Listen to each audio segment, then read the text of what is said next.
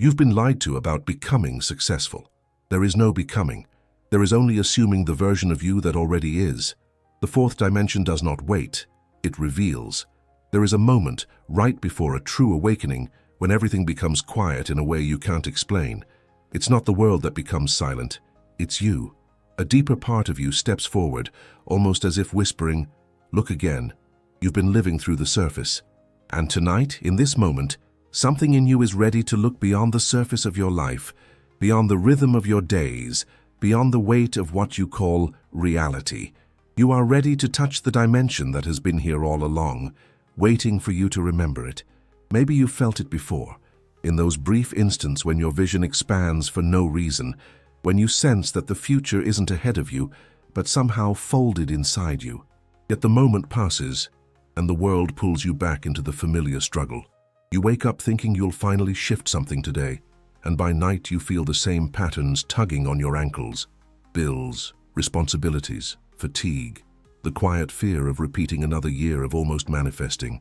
And in that heaviness, you start wondering if the problem is you, if your faith has cracks, if your mind is too noisy to create anything new. But you're not wrong. Nothing is broken inside you. You're only standing in the doorway between two versions of yourself, touching both worlds at the same time. There is a self in you that the world has never met, not because it's hidden, but because it exists in a different dimension of perception. Neville called it the fourth dimensional self, the self that sees life as already completed, already held, already whole.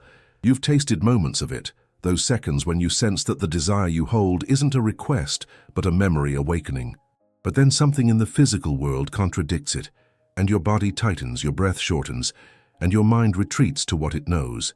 You fall back into the dimension where you try, where you wish, where you hope, where you wait. And yet, you feel the pull.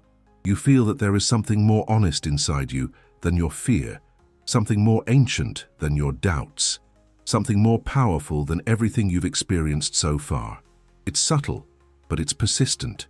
It calls you not to try harder, but to see differently, to unsettle the old self-image you've worn for years, the identity shaped by past disappointments, the voice that tells you reality is fixed. Because you're not trying to escape your life.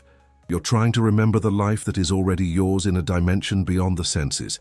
And this remembering begins not by changing the world, but by changing the one who is looking at it. So let this moment be a threshold, a soft opening between the self that reacts to life and the self that creates it. Let every word you hear now settle beneath the surface of thought, into the place where identity is born. You don't need to force anything. You don't need to be perfectly focused. You only need to allow the quiet truth inside you to breathe. The truth that says your desires are not distant. They are not out of reach. They are already alive in you, waiting for you to align with the dimension where they are natural. As you breathe, feel the tension around your expectations loosening. Feel the weight of trying soften. Feel the old narrative, the one that says maybe someday, losing its hold on you. You are not listening to another motivational speech. You are listening to your own higher awareness reveal itself. There is no rush here, no pressure, only the soft recognition that your life can transform when you dare to shift from the self that hopes into the self that knows. This introduction is not meant to instruct you. It is meant to awaken you, to bring you to the edge of a deeper seeing, to prepare the ground so that when we step into the teachings ahead, your mind isn't simply understanding them. Your being is ready to inhabit them. Tonight you begin the journey into the fourth dimensional self, not as an idea, but as an identity. And the moment you step into that identity, the wish fulfilled stops feeling like a dream. It begins to feel like the most natural truth you've ever touched. When you're ready, we'll walk into this dimension together. The door is already open. The shift has already begun. But there is another outlook, one you've tasted in quiet moments when your mind softens and your heart perceives more than facts. It's an awareness that doesn't look at life as a straight line, but as something whole and simultaneous. A view where your past, your present, and your future coexist inside a single field of possibility. This is the spiritual focus Neville spoke of, the focus capable of seeing the invisible and reading the contents of time as if they were already written.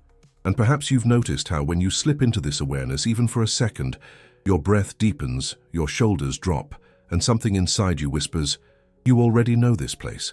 You've been trained to trust your senses more than your inner knowing. You've been conditioned to believe that what you feel in your imagination is irrelevant compared to what you can verify with your eyes. But the senses only show you the echo of who you've been. They can never reveal who you are becoming.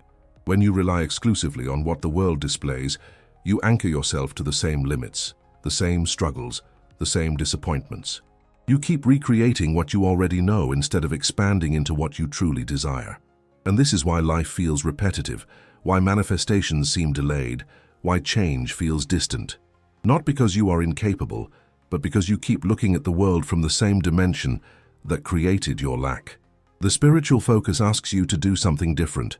It asks you to lift your attention out of the visible and place it gently into the invisible, not through effort, but through willingness.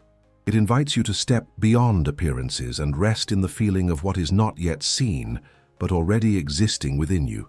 This isn't denial, it's recognition. The recognition that your imagination is not fantasy, but a doorway, that the invisible is not unreal, but simply unobserved. When you allow yourself to focus from this deeper vantage point, life stops feeling like something happening to you and begins to feel like something unfolding through you. You may wonder why this shift is so difficult to maintain. It's because the natural focus is loud, urgent, and deeply familiar. It speaks through habit and fear. The spiritual focus is quiet, subtle, and profoundly honest. It speaks through intuition and inner certainty. The natural focus feeds your doubt. The spiritual focus feeds your destiny. And right now you are learning to choose which one you inhabit, moment by moment, not by force but by recognition. Recognition that the truest part of you already knows how to see beyond circumstances, already knows how to detach from the senses, already knows how to read the invisible currents shaping your life.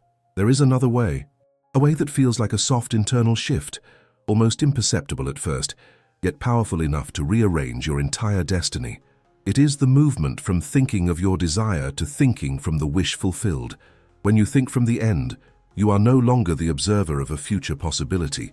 You are the inhabitant of a present reality. Something inside you steps forward and claims the role, the identity, the feeling tone that belongs to the version of you who already has what you once hoped for. Thinking from is not a technique. It is a change in position, a change in self. It is the moment you stop visiting the life you want and begin living from it. Perhaps you have experienced glimpses of this. Moments when you weren't trying to manifest anything, but for a few seconds you felt the truth of your desire, as if it were already here. Maybe you saw yourself in a new home, not as a wish, but as a lived memory. Maybe you imagined the love you crave, not with longing, but with familiarity. In those moments, your heart didn't reach for the dream. It recognized the dream as a piece of itself. That is the essence of thinking from. It dissolves the distance between you and what you want by dissolving the version of you who believes the desire is distant. But the old way of living tries to pull you back. The self who is used to struggling, waiting, and hoping doesn't surrender easily. It whispers old doubts, resurrects old memories, and tries to convince you that thinking from the end is unrealistic, irresponsible, or naive. Yet if you listen closely beneath that noise, you will sense a deeper truth trying to emerge. A truth that says the feeling of your fulfilled desire is not imagination's trick, it is imagination's revelation. It shows you who you are in the dimension where nothing is missing. And when you dare to sink into that feeling, not as a visitor, but as a resident, the world around you slowly begins to match the identity you have accepted. This shift becomes even more potent when you approach your desire with love rather than desperation. When you surrender yourself to the state, not as a demand but as a devotion, something inside you aligns with ease. The desire no longer feels like an escape from your current life. It feels like a homecoming into your truest self. And in that surrender, the new state begins to feel natural. It begins to feel like the only version of you that ever made sense. Thinking from the end rewrites your internal posture. It steadies your breath, calms your nervous system, softens your doubts, and makes space for a new frequency to take root within you. You may feel as though circumstances have shaped you, as though life has pushed you into corners where your only option was survival. And yes, the pain you have lived through has left imprints on your nervous system, on the way you interpret the world, on the way you expect things to unfold. But beneath those imprints there is a deeper truth. Your reactions, your interpretations, your emotional habits are not permanent structures. They are reflections of an inner identity that has been repeating itself. When Neville said there is no one to change but self, he wasn't asking you to blame yourself. He was guiding you toward the recognition that your world cannot exceed the limits of who you believe yourself to be. Consider how often you have tried to fix your life by rearranging the outer pieces.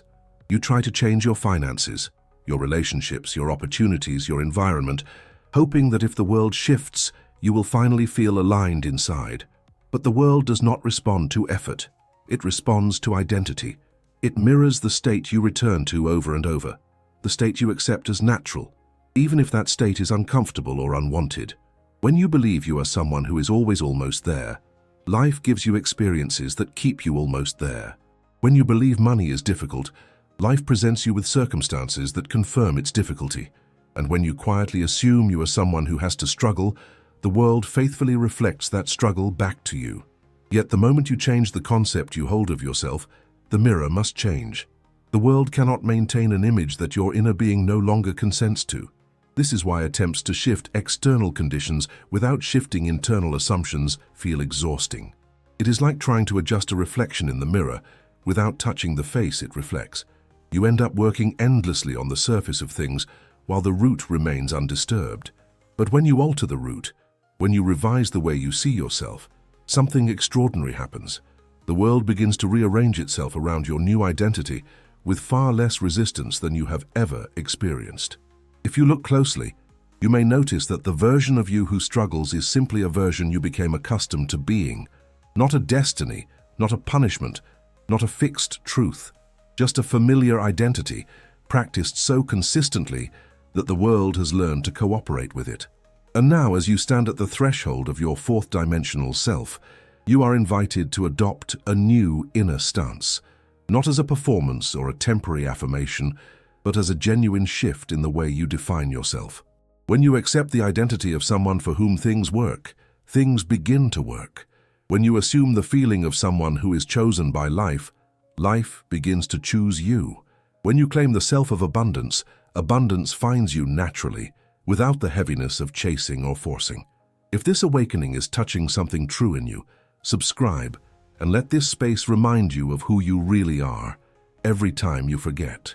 You may have noticed how the world responds to your inner posture more faithfully than to your words or efforts. When you assume you are unworthy, life seems to echo that assumption back to you through the people you meet and the opportunities that pass you by. When you assume life must be difficult, circumstances align to validate that belief. These assumptions are not conscious most of the time. They are emotional positions you return to without realizing it. They feel like truth because they have been practiced for years. Yet they are not truth. They are simply repeated decisions about who you believe you are. And every assumption, whether uplifting or limiting, quietly shapes the events of your world. Neville revealed something radical when he said that an assumption, though false if persisted in, will harden into fact. This means that the universe does not wait for evidence before responding to you. It waits for acceptance. It waits for the moment you stop rehearsing the identity of lack and begin inhabiting the identity of fulfillment. It waits for the moment when you no longer ask for your desire, but claim the feeling of being the one who already lives it. This shift feels subtle, almost like a breath settling deeper into the body, but its effects are profound. When you assume the feeling of the wish fulfilled, you begin to carry yourself differently. Your tone changes. Your choices change. The energy surrounding you becomes coherent with the reality you are embodying. You might wonder why this feels challenging at times. It is because assumption requires you to step out of the identity the world has taught you to maintain. The self who is accustomed to disappointment does not easily surrender to the idea of being fulfilled. The mind that has been trained to wait for proof resists the idea of leading with belief. Yet something in you knows that waiting for external confirmation is what has kept you repeating the same cycle. The law of assumption invites you to reverse that order. It asks you to let the inner feeling come first, to let the identity shift before the world catches up, to trust that your inner reality is the seed from which your outer world must grow. As you settle into this understanding, notice the way your body responds. Perhaps your breathing deepens. Perhaps your chest feels slightly lighter. This is the quiet recognition that you have more power than you were taught to believe. You may not control circumstances, but you control the state from which you interpret and experience them, and that state is what the world mirrors. When the assumption of fulfillment becomes natural to you, the world has no choice but to reorganize itself accordingly, not through force, not through effort, through alignment. You have probably experienced the internal resistance that arises when you try to claim a reality that contradicts what your senses show you. You try to feel wealthy while worrying about money. You try to feel loved while carrying the memory of being overlooked. You try to feel confident while your body still remembers the years you felt invisible. The new state feels foreign, fragile, almost imaginary. And yet, this fragility does not mean the state is false. It only means it has not been frequented. Like a path in the forest that becomes easier to walk the more you return to it, your desired identity gains strength through repetition, not through force, but through gentle, consistent exposure. Neville hinted at this when he taught that the time required for an assumption to harden into fact is directly tied to how natural it feels. Naturalness is not created by intensity, it is created by frequency. You do not need to hold the feeling all day. You do not need to fight your thoughts or push your emotions into alignment. You only need to visit the state often enough that your nervous system begins to recognize it as familiar. The body does not distinguish between a memory and an imagination that is felt consistently. It adapts to the emotional environment you return to, and with time, it begins to treat your wish fulfilled as home rather than fantasy. Think of how you became accustomed to the unwanted patterns in your life. It wasn't all at once, it was through repetition, through daily identification with the same worries, the same assumptions, the same reactions. And now the same mechanism that held you in limitation becomes the mechanism that frees you. Every moment you drop into the feeling of your fulfilled desire, even briefly, even imperfectly, you carve a deeper imprint of the new self. The shift happens not through dramatic emotional peaks, but through steady, consistent exposure to the identity you are choosing. At first, it may feel like you are stepping into a costume that doesn't fit. The new state feels too big, too bold, too unfamiliar. But gradually, through repeated internal contact, the costume becomes clothing. Then the clothing becomes skin. Then the skin becomes you.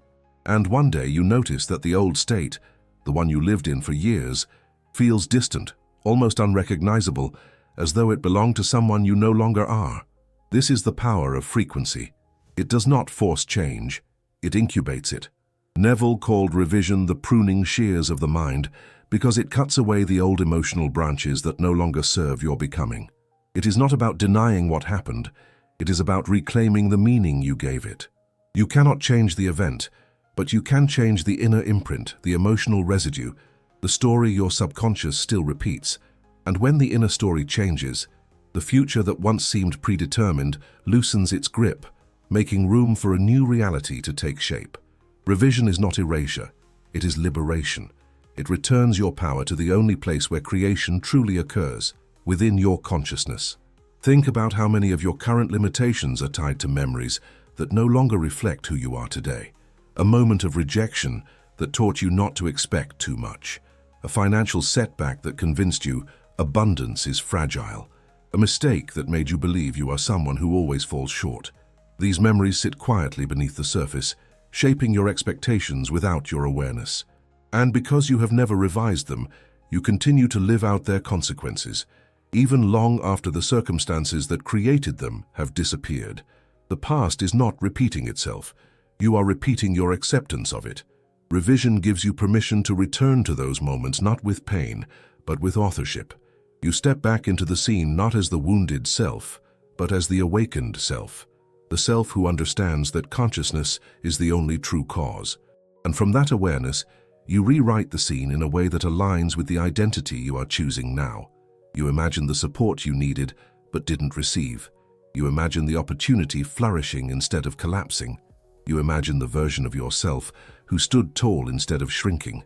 What matters is not the visual accuracy of the scene, but the emotional truth you install in its place.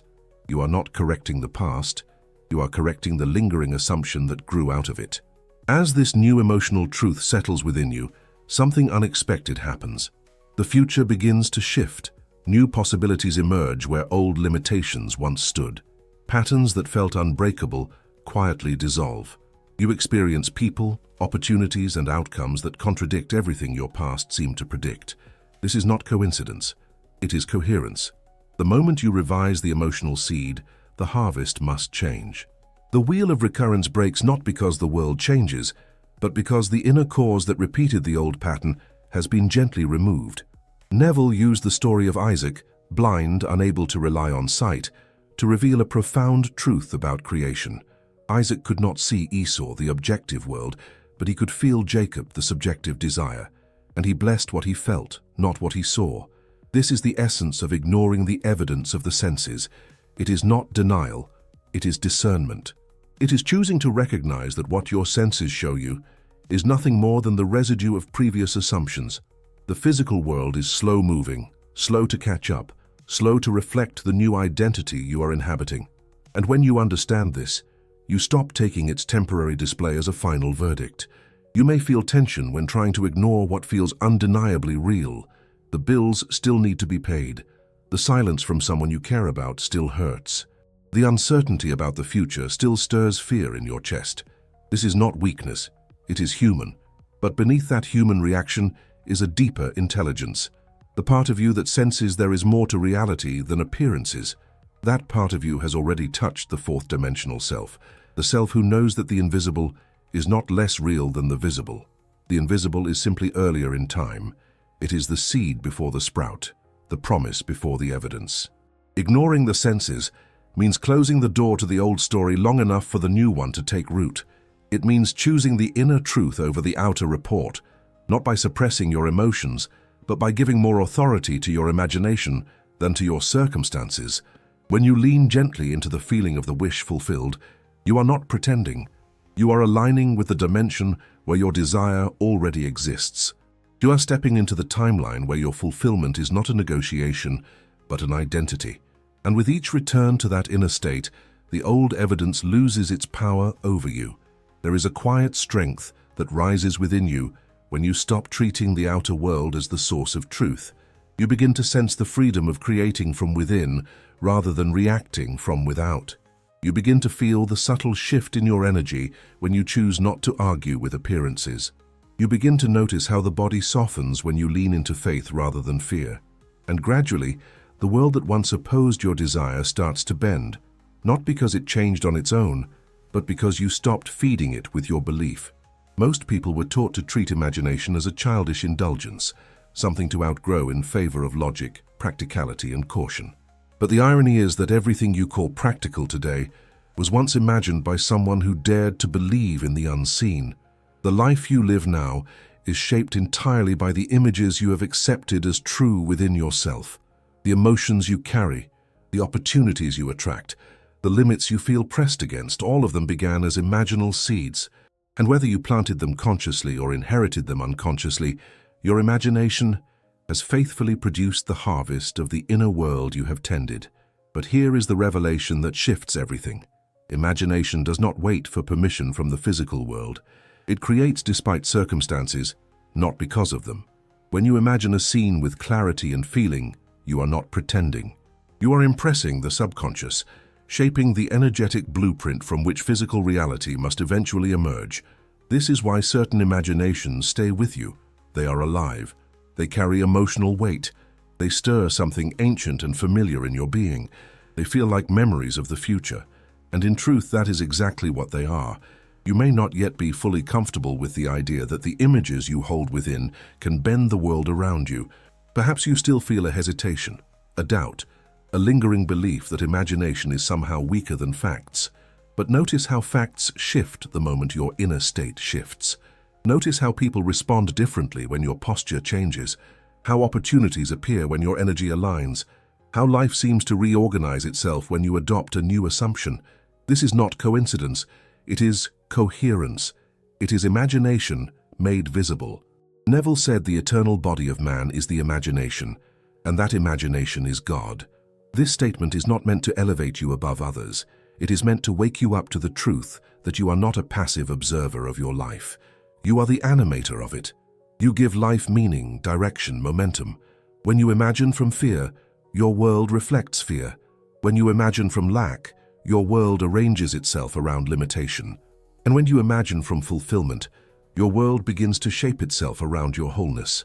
Your imagination is the only tool that operates across dimensions, allowing you to experience the end before the beginning, the solution before the problem, the wish fulfilled before the evidence. There is a quiet dialogue inside you that shapes your life more faithfully than any action you take. It runs beneath your thoughts, coloring how you interpret the world and how you interpret yourself.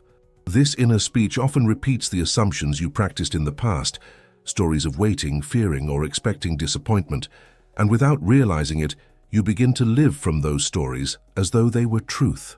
Neville taught that your world reflects not your wishes, but your inner talking, because every silent sentence becomes a seed the subconscious accepts as instruction. Yet the moment you recognize this, a new possibility opens. Inner conversation is not fixed. It softens and reshapes itself the instant you shift the emotional state from which you speak to yourself. When you touch the feeling of your fulfilled desire, even briefly, a different inner voice emerges. Steady, natural, quietly certain. It speaks as the one who already is, rather than the one who is still hoping to become. And as this voice grows familiar, your nervous system begins to trust it, allowing old patterns of doubt to dissolve. In time, the world responds to this new inner tone. People, opportunities, and outcomes start reflecting the identity you now inhabit. Because when your inner conversation aligns with fulfillment, your outer reality eventually echoes the truth you have accepted. There is a point in the manifestation process when the inner work is complete, not because the world has changed, but because you have. It is a quiet moment, almost indistinguishable from a deep exhale, when the state you have assumed no longer feels fragile or rehearsed. It feels settled. It feels lived. This is the Sabbath Neville described, not a day, but a condition of the mind. It is the rest that follows inner completion, the stillness that arises when you no longer question whether your desire is coming, because you have already accepted yourself as the one who possesses it. Keeping the Sabbath does not mean suppressing doubts or forcing positivity. It means you stop interfering with what is already done. You stop checking for signs, stop comparing timelines, stop negotiating with the world. You walk as the version of yourself who has nothing left to prove. The desire becomes so natural, so integrated, that you no longer feel the impulse to reach for it. You simply continue your life from the state of fulfillment, allowing external conditions to align in their own rhythm. This inner rest is not passivity, it is mastery. It signals that the assumption has taken root, that your identity has shifted, and that reality has begun its quiet rearrangement. When you enter this rest, you step fully into the fourth dimensional self, the self who knows that creation is complete the moment you feel it to be true. There is a quiet moment inside you where the new self begins to take shape, not through effort, but through recognition. Let your awareness settle, as if your breath were smoothing the surface of still water. In this softness, sense the version of you who already lives in the wish fulfilled. You do not need a detailed scene, a feeling is enough. Perhaps it appears as a steadier posture, a calmer inner tone, or the subtle certainty that life now responds to you differently.